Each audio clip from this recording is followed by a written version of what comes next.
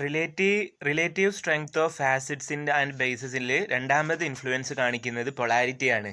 അപ്പോൾ പൊളാരിറ്റി എന്ന് പറഞ്ഞാൽ നമുക്കറിയാം ഇലക്ട്രോനെഗറ്റിവിറ്റി ഡിഫറൻസ് ഉള്ള രണ്ട് ആറ്റംസ് ബോണ്ടഡ് ആയി നിൽക്കുമ്പോൾ ഇലക്ട്രോനെഗറ്റിവിറ്റി കൂടുതലുള്ള ആറ്റം മറ്റേ ആളെ കയ്യിൽ നിന്ന് ഇലക്ട്രോൺസിനെ അട്രാക്റ്റ് ചെയ്യും. അങ്ങനെ ഇലക്ട്രോൺസിനെ അട്രാക്റ്റ് ചെയ്തിട്ട് ഒരു ചാർജ് സെപ്പറേഷൻ വരും. ഒരു ചെറിയ പോസിറ്റീവ് ചാർജ് ഇലക്ട്രോൺ പോയ ആൾക്കും അട്രാക്റ്റ് ചെയ്ത ആൾക്ക് ചെറിയൊരു നെഗറ്റീവ് ചാർജും വരുന്ന രീതിയിൽ ചാർജ് സെപ്പറേഷൻ വരുന്നതിനെയാണ് പോളറൈസേഷൻ എന്ന് വിളിക്കുന്നത്.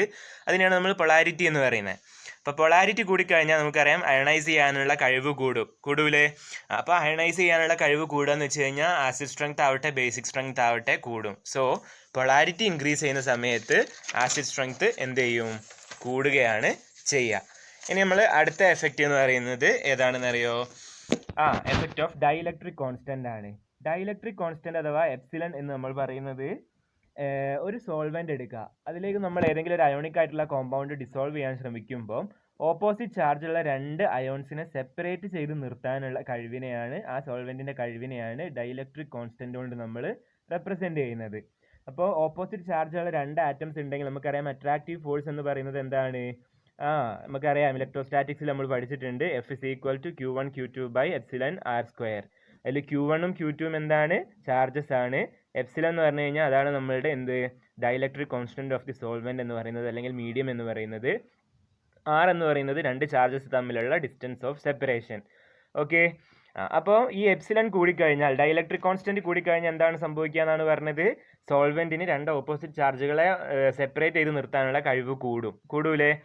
അപ്പോൾ എപ്സിലൺ കൂടിക്കഴിഞ്ഞ് കഴിഞ്ഞാൽ അയോണൈസേഷൻ കൂടും. അയോണൈസേഷൻ കൂടുക എന്ന് വെച്ച് കഴിഞ്ഞാൽ ആസിഡ് സ്ട്രെങ്ത് ആവട്ടെ ബേസിക് സ്ട്രെങ്ത് ആവട്ടെ എന്ത് ചെയ്യും?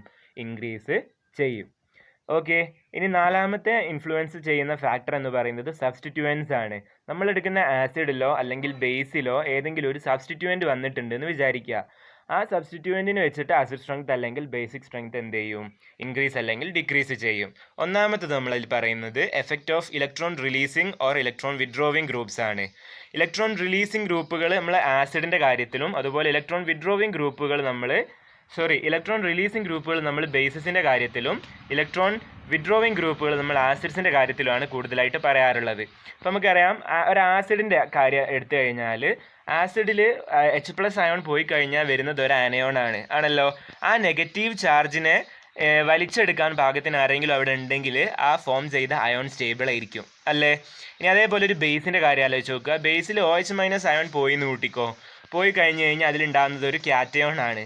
ഇനിയിപ്പോൾ നമ്മൾ ലൂയിസ് കൺസെപ്റ്റ് അനുസരിച്ചിട്ടാണ് പറയുന്നതെങ്കിൽ ഇലക്ട്രോൺ പെയർ റിലീസ് ചെയ്യാനുള്ള കഴിവാണ് ബേസിക് ക്യാരക്ടർ എന്ന് പറയുന്നത് അല്ലേ? അപ്പോൾ ഇലക്ട്രോൺ അതിലത്തെ നെഗറ്റീവ് ആ ലോൺ പെയറിനെ ആ ആറ്റത്തിന് വേണ്ടാത്ത രീതിയിലാക്കി കഴിഞ്ഞ് കഴിഞ്ഞാൽ എന്താവും? അത് എളുപ്പം റിലീസ് ചെയ്യൂലേ? അപ്പോൾ ആ രണ്ട് കാര്യങ്ങൾ വെച്ചിട്ടാണ് ഈ എഫക്റ്റ് പറയാൻ വേണ്ടിയിട്ട് നമ്മൾ പോകുന്നത്. ഫസ്റ്റ് നമുക്ക് ഇലക്ട്രോൺ റിലീസിങ് എഫക്റ്റ് പറയാം. ഇപ്പോൾ ഒരു ആസിഡിൻ്റെ കാര്യത്തിൽ ഇവിടെ നിങ്ങൾക്ക് അസറ്റിക് ആസിഡും അതുപോലെ 1 ക്ലോറോ അസറ്റിക് ആസിഡും കാണുന്നുണ്ടാവും, 2 ക്ലോറോ അസറ്റിക് ആസിഡ്. ഓക്കെ, അപ്പോൾ ഇതിൽ ഈ അസറ്റിക് ആസിഡിൽ നിന്ന് H+ പോയി കഴിഞ്ഞാൽ ഉണ്ടാകുന്ന അസറ്റേറ്റ് അയോണ് CH3COO- ആണ്. ഇനി ഇതിലോ CH2Cl ആണ് ഉണ്ടാവുക. അപ്പോൾ ഇവിടെ നമുക്കറിയാം ഒരു പ്രത്യേകിച്ച് ഒരു ഗ്രൂപ്പ് ഇല്ല. ഇവിടെയുള്ള CH3 ഗ്രൂപ്പ് എന്ന് പറയുന്നത് ഇലക്ട്രോൺ റിലീസിങ് ഗ്രൂപ്പാണ്. അപ്പോൾ ഇവിടെ ഒരു നെഗറ്റീവ് ചാർജ് വന്നാൽ തന്നെ ഈ ആൽക്കൈൽ ഗ്രൂപ്പ് അങ്ങോട്ടേക്ക് ഇലക്ട്രോൺ കൊടുത്തിട്ട് ഇവിടുത്തെ ഈ നെഗറ്റീവ് ചാർജ് കൂടുതൽ സ്ട്രോങ് ആവാനേ കാരണമാവുള്ളൂ. ഇനി ഇവിടെ ആലോചിച്ച് നോക്കുക, ഇവിടെ ഒരു നെഗറ്റീവ് ചാർജ് വരുന്നില്ലേ? ഈ നെഗറ്റീവ് ചാർജിനെ ഈ ക്ലോറിൻ, അത് ഇലക്ട്രോൺ വിഡ്രോവിങ് ആണ്. നമുക്കറിയാം ഇലക്ട്രോൺ നെഗറ്റിവിറ്റി കൂടുതലുള്ള ആറ്റംസിലൊന്നാണ് ക്ലോറിൻ എന്ന് പറയുന്നത്. അപ്പോൾ ഇവിടെ ഒരു നെഗറ്റീവ് ചാർജ് വന്നു കഴിഞ്ഞാൽ ഈ നെഗറ്റീവ് ചാർജിനെ ക്ലോറിൻ എന്ത് ചെയ്യും? ഇങ്ങോട്ടേക്ക് വലിച്ചെടുത്തിട്ട് ഒഴിവാക്കും. അപ്പോൾ എന്താവും? ഇവിടെ നെഗറ്റീവ് ചാർജ് ഉള്ളതായിട്ട് ആ ഒരു മോളിക്യൂളിന് ഫീൽ ചെയ്യുകയേ ഇല്ല. സോ ഇതിനായിരിക്കും ആസിഡ് സ്ട്രെങ്ത് കൂടുതൽ, ഇതിന് ആസിഡ് സ്ട്രെങ്ത് എന്തായിരിക്കും? കുറവായിരിക്കും. ഓക്കെ, അപ്പോൾ പറഞ്ഞതിൻ്റെ അർത്ഥം എന്താണ്? ഒരു ആസിഡ് H+ റിലീസ് ചെയ്തതിന് ശേഷം വരുന്ന ആനയോൺ മോർ സ്റ്റേബിൾ ആണെങ്കിൽ അതിന് മോർ അസിഡിക് ക്യാരക്ടർ ആയിരിക്കും. ഈ രണ്ട് കേസിൽ ഉണ്ടാവുന്ന ആനയോൺസിൽ ഇതായിരിക്കും more stable because of the electron releasing effect of chlorine. So this will be more acidic than free acetic acid. Okay, ഇനി രണ്ടാമത് നമ്മൾ പറയുന്നത് ഇലക്ട്രോൺ വിഡ്രോവിങ് ഗ്രൂപ്പുകളെ പറ്റിയിട്ടാണ്. അപ്പോൾ ഒരു ബേസിൻ്റെ കാര്യം എടുക്കുക. ബേസിന് ലോൺ പെയർ കൊടുക്കാനുള്ള കഴിവിനെയാണ് നമ്മൾ ബേസിക് ക്യാരക്ടർ എന്ന് പറയുന്നത്. അപ്പോൾ ഒരു ഇലക്ട്രോൺ റിലീസിങ് ഗ്രൂപ്പ് എടുക്കുക. ഇപ്പോൾ ഈ ഇലക്ട്രോൺ റിലീസിങ് ഗ്രൂപ്പുകൾ ഒരു ആറ്റത്തിൻ്റെ ചുറ്റും ഉണ്ടെങ്കിൽ എന്താ അവസ്ഥ? ആ ആറ്റത്തിലേക്ക് ഈ ഗ്രൂപ്പുകൾ ഇലക്ട്രോൺ ഡെൻസിറ്റി ഇങ്ങനെ കൊടുത്തുകൊണ്ടേയിരിക്കും ഇല്ലേ? അങ്ങനെ കൊടുത്തു കഴിഞ്ഞാൽ ആ ആറ്റത്തിൻ്റെ കയ്യിൽ വല്ല നെഗറ്റീവ് ചാർജോ ഇലക്ട്രോൺസോ ലോൺ പെയേഴ്സോ ഒക്കെ ഉണ്ടെങ്കിൽ അതിനവിടെ നിൽക്കാൻ പറ്റാത്തൊരവസ്ഥ വരും. കാരണം ചുറ്റും ഇലക്ട്രോൺ കൊടുത്തുകൊണ്ടിരിക്കുകയാണ്, ഇതും ഇലക്ട്രോൺസ് ആണ്. അപ്പോൾ ആ ഇലക്ട്രോൺ എളുപ്പം വേറെ ഏതെങ്കിലും ആൾക്കാർക്ക് ഡൊണേറ്റ് ചെയ്യാൻ വേണ്ടിയിട്ട് ആര് തയ്യാറാവും? ആ ആറ്റം തയ്യാറാവും. സോ നമ്മളത് ഇതിലേക്ക് വരാം. അപ്പോൾ ബേസിസിൻ്റെ കാര്യത്തിലേക്ക് ഇലക്ട്രോൺ റിലീസിങ് ഗ്രൂപ്പുകൾ വന്നു കഴിഞ്ഞ് കഴിഞ്ഞാൽ ലോൺ പെയേഴ്സ് കുറച്ചുകൂടി ഫ്രീ ആവുകയും ആ ലോൺ പെയേഴ്സിനെ കുറച്ചുകൂടി ഈസി ആയിട്ട് ഡൊണേറ്റ് ചെയ്യാൻ വേണ്ടിയിട്ട് പറ്റുകയും ചെയ്യും. ഇനി ഇതേ ഇലക്ട്രോൺ റിലീസിങ് ഗ്രൂപ്പുകൾ ആസിഡ് സ്ട്രെങ്ത്തിൽ എങ്ങനെയായിരിക്കും എന്ന് ആലോചിച്ച് നോക്കാം. ഇവിടെ കണ്ടോ, ഫോമിക് ആസിഡും അതുപോലെ അസറ്റിക് ആസിഡിൽ ഒരു ഇലക്ട്രോൺ റിലീസിങ് ഗ്രൂപ്പ് CH3 ഉണ്ട്. ഫോമിക് ആസിഡിൽ ഇലക്ട്രോൺ റിലീസിങ് ഗ്രൂപ്പുകൾ ഒന്നും തന്നെ ഇല്ല. അപ്പോൾ നമ്മൾ ഇതിലെടുത്തു കഴിഞ്ഞാൽ ഈ ഫോമിക് ആസിഡിൽ ഉണ്ടാകുന്ന നെഗറ്റീവ് ചാർജ് എന്ന് പറഞ്ഞാൽ നെഗറ്റീവ് ചാർജ് അവിടെ നിൽക്കുള്ളൂ, വേറെ കുഴപ്പമൊന്നുമില്ല. പക്ഷേ അസറ്റിക് ആസിഡിൽ H പോയി കഴിഞ്ഞിട്ട് വരുന്ന O- നെഗറ്റീവ് ചാർജ് ഇല്ലേ, അത് കുറച്ചും കൂടി കോൺസെൻട്രേറ്റഡ് ആയിരിക്കും. കാരണം എന്താണ്? ഈ CH3 ഗ്രൂപ്പ് കുറച്ച് ഇലക്ട്രോൺസും കൂടി അതിലേക്ക് ഡൊണേറ്റ് ചെയ്യും. അങ്ങനെ ഡൊണേറ്റ് ചെയ്യുമ്പോൾ ഇവിടുത്തെ നെഗറ്റീവ് ചാർജ് കൂടി വരും. അങ്ങനെ കൂടിക്കഴിഞ്ഞ് ഇത് അൺസ്റ്റേബിൾ ആവും.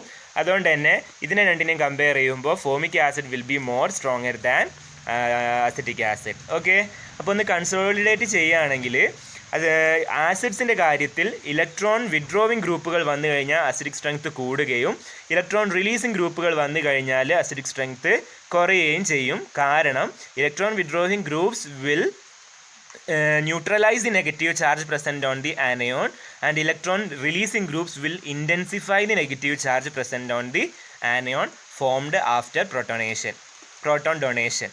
ക്ലിയർ? ഇനി അതേപോലെ ബേസിൻ്റെ കാര്യത്തിൽ കൺസോളിഡേറ്റ് ചെയ്യുകയാണെങ്കിൽ നമ്മൾ എങ്ങനെയാണ് പറയുക? ഇലക്ട്രോൺ റിലീസിങ് ഗ്രൂപ്പ് ഉണ്ടെങ്കിൽ ബേസിക് ക്യാരക്ടർ കൂടും, because the electron pair become more available.